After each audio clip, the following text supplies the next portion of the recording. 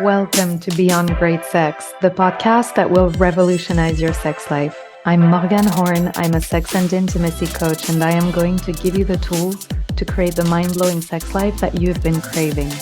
When you apply the teachings from this podcast, you will drop the shame, limiting beliefs, and everything else that has been keeping you from enjoying the intimacy that you were designed to experience. Instead, you will unleash your unlimited potential, sexual and beyond. When you work with me, great sex is only the beginning. We're going beyond. Hey, lovelies. Are you ready to talk about safety? I know it doesn't sound like a very sexy topic, but it probably is going to be one of the most important episodes of the podcast ever.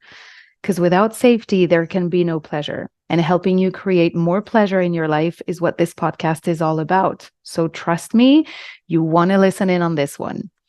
But before we start, I wanted to invite you to rate this podcast. 5 stars, of course, because who wants less, right? And even better, write me a review on Apple Podcasts if you enjoy the content. You have no idea how much your feedback lights me up, what it means to me.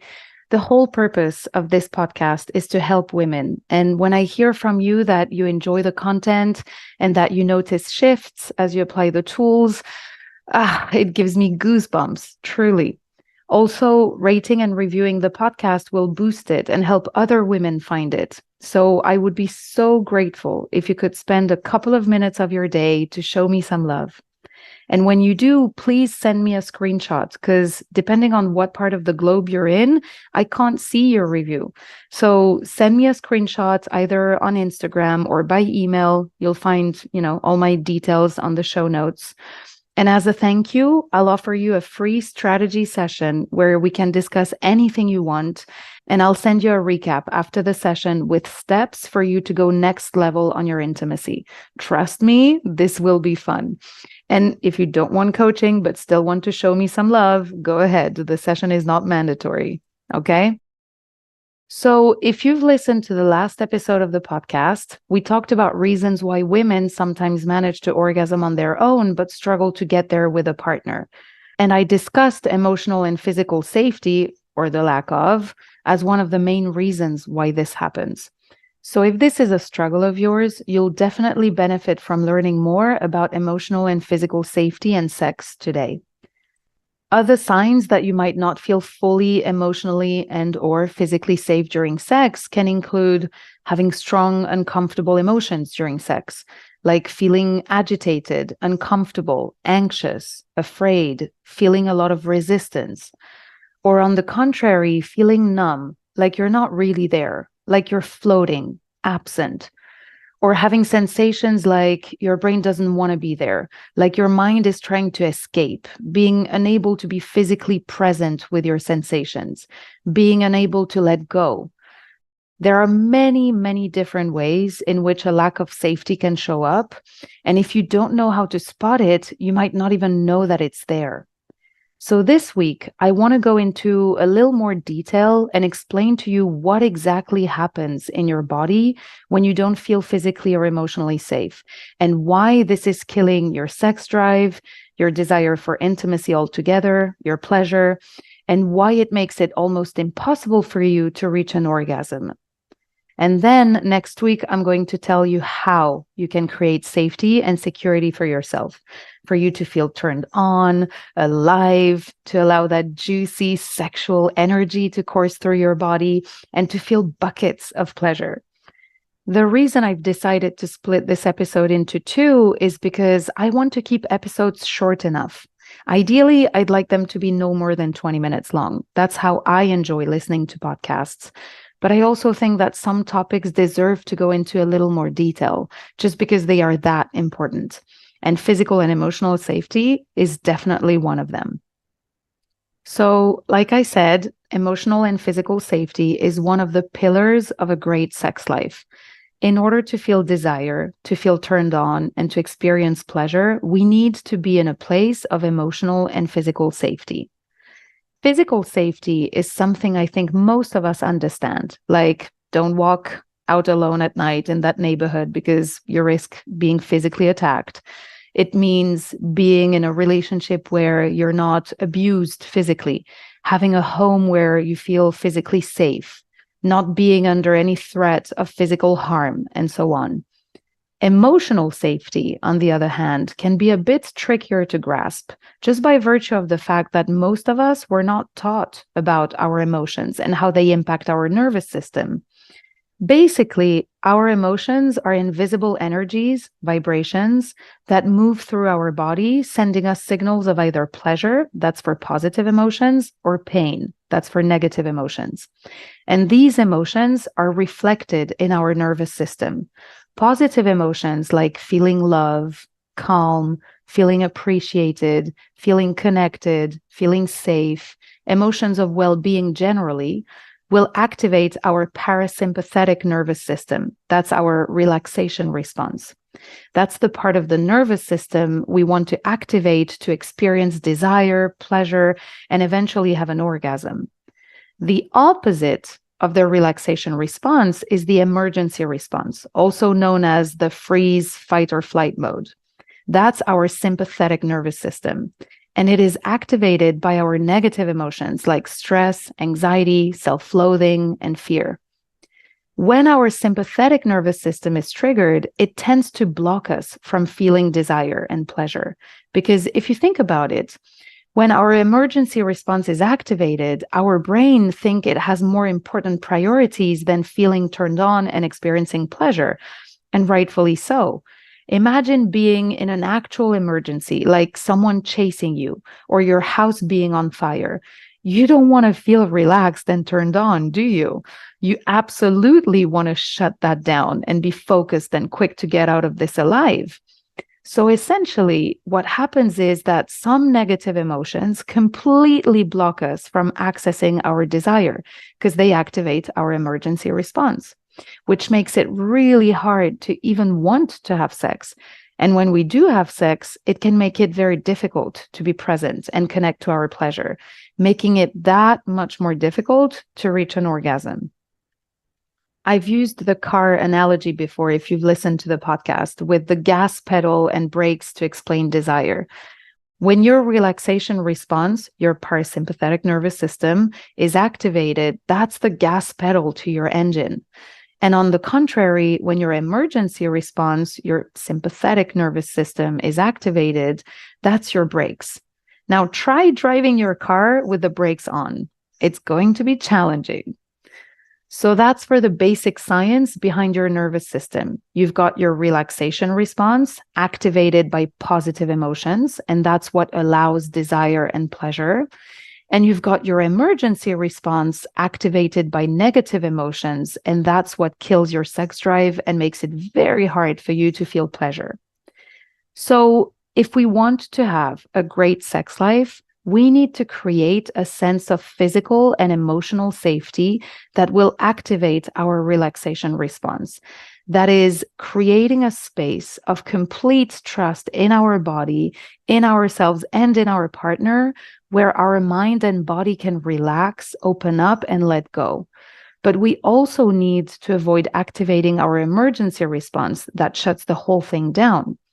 So the art of creating a place of emotional and physical safety and ultimately creating an amazing sex life is as much about creating trust, safety, security, love, connection, as it is about decreasing the blocking emotions like stress, anger, frustration, self-loathing, and anxiety, which hit the brakes. Now, how can you know if it's a lack of emotional and/or physical safety that is coming in the way of your enjoyment of sex? I think it all starts with self-awareness and exploration. You want to start looking within and listening to what your body is trying to tell you. You know, many of us live lives where our brain, our head is completely disconnected from the rest of our body. We go about our day-to-day on autopilot mode. We go through our to-do lists and make plans and decisions with our brain, completely disregarding our emotional state. How often do you check in with your body and pay attention to what it is trying to tell you? This is a big component of the coaching that we do in my program, learning to step out of the brain and into the body. Our emotions are the physical manifestation of our state of mind. In other words, our body sends us messages all the time through our emotions.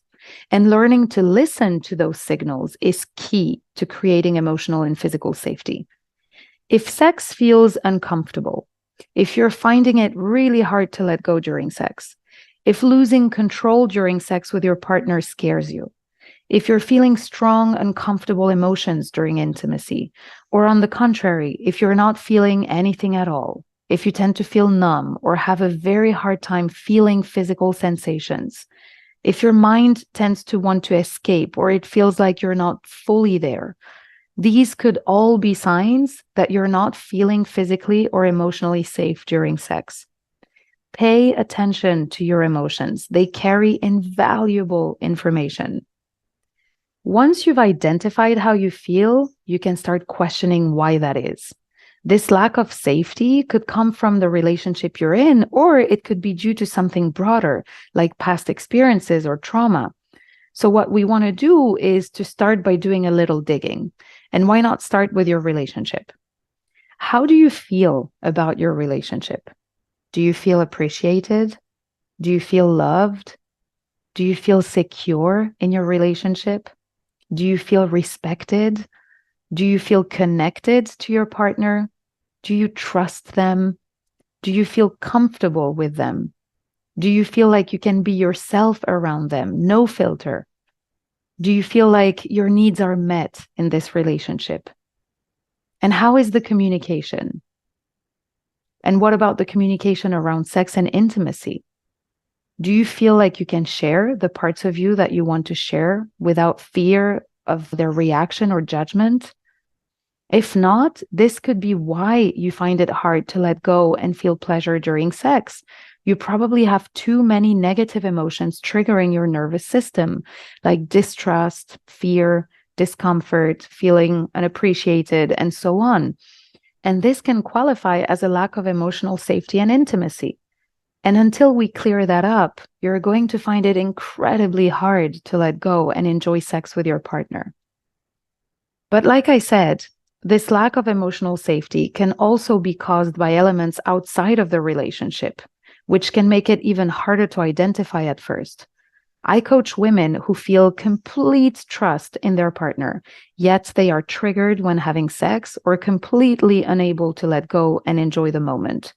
And they don't know why, until we do a little digging and we uncover that their inner dialogue or past experiences have created patterns of insecurity that are now coming in the way of their enjoyment of sex. Typical examples of this include having sex too early in the relationship or being afraid to say stop when you're not ready because you're afraid of being judged or hurting the other person's feelings. It can also include attacking your body with judgment and self-loathing and pressuring yourself to change in order to be sexually desirable, to be lovable. Another one is pushing yourself to have sex with your partner when you don't feel like it, or doing things that you don't enjoy because you want to please them. You're afraid that they're going to leave or that they're going to seek it elsewhere if you don't. How many of us have done some of what I've just mentioned? I for sure have had sex too early with a partner before I felt ready, and I've definitely loathed and ill-treated my body.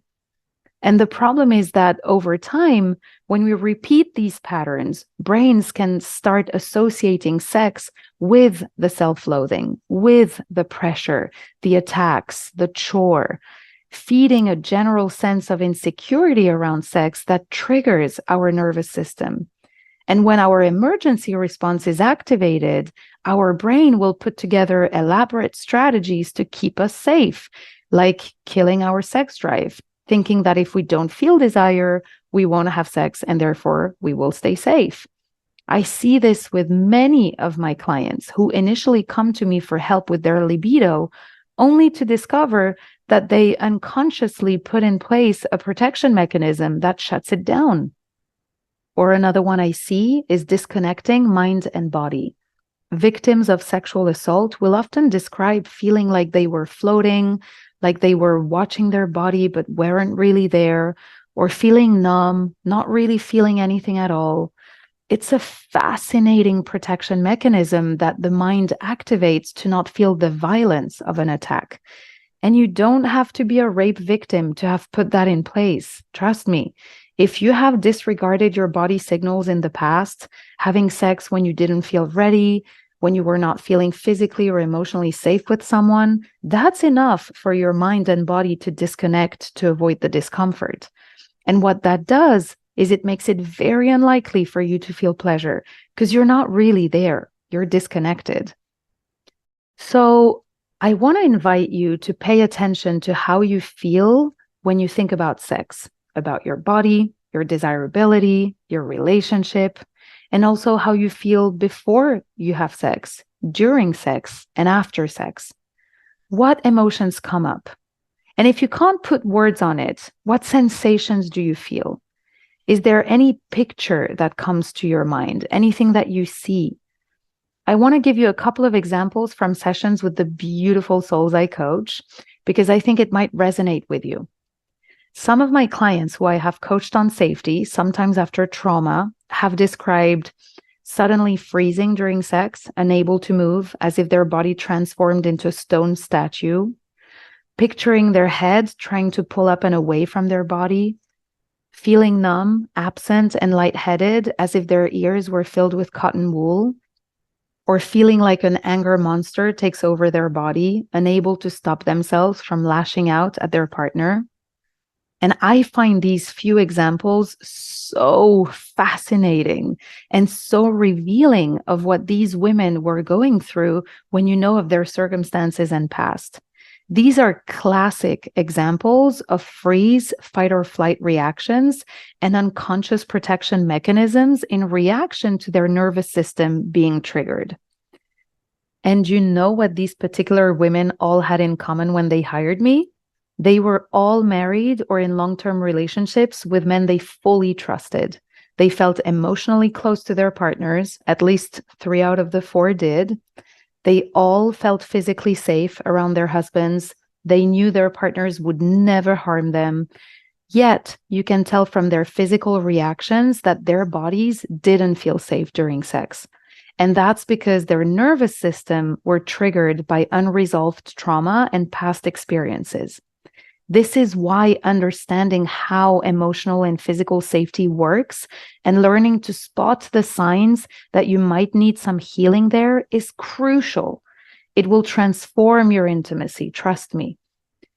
Once you have identified the emotions or sensations you feel during sex or before, after, because the triggers can happen in apprehension of or after the act, then you can start questioning why you're feeling this way. Like I said, your emotions carry invaluable information. There's your opportunity to understand why you're triggered and to heal.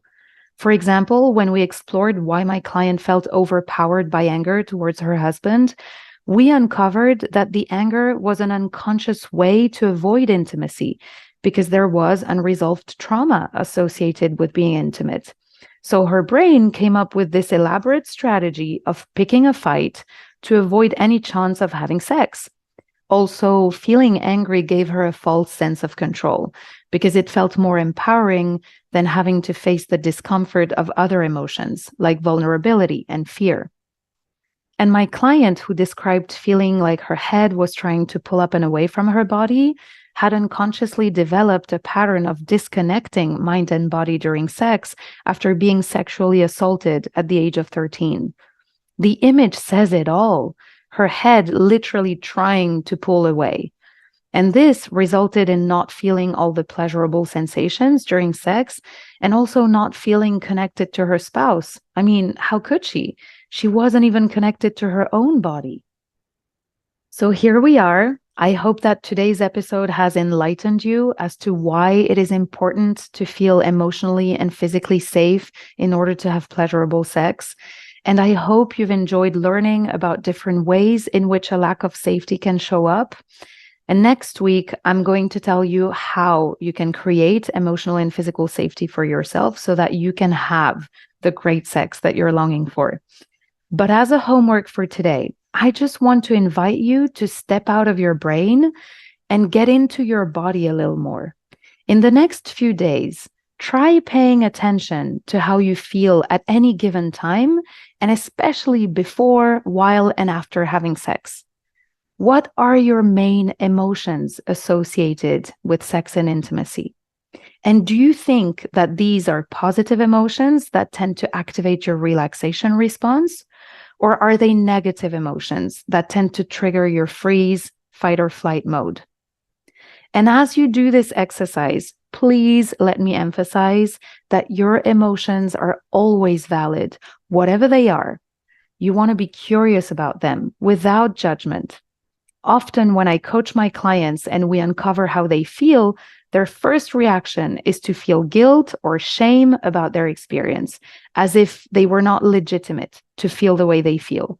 They will rationalize their discomfort or trauma, thinking that they should be over it, or thinking that nothing bad enough has happened that would justify feeling like this. Please do yourself a favor and trust me when I say to you that if your nervous system is triggered, there always is a valid reason, and you deserve to love yourself through it. Be your best friend and hold yourself with compassion. Okay, lovelies, that's it for today. I have no idea if I've managed to speak under 20 minutes, probably not. But hopefully this episode was worth your time.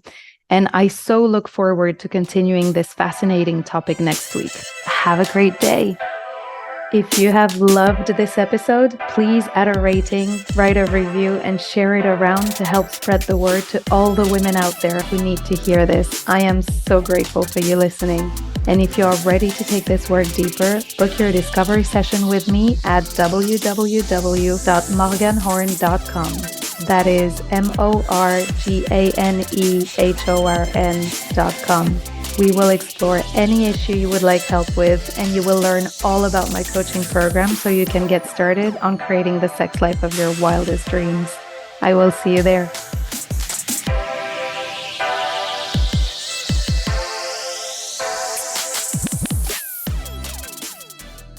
Spread the word to all the women out there who need to hear this. I am so grateful for you listening. And if you are ready to take this work deeper, book your discovery session with me at www.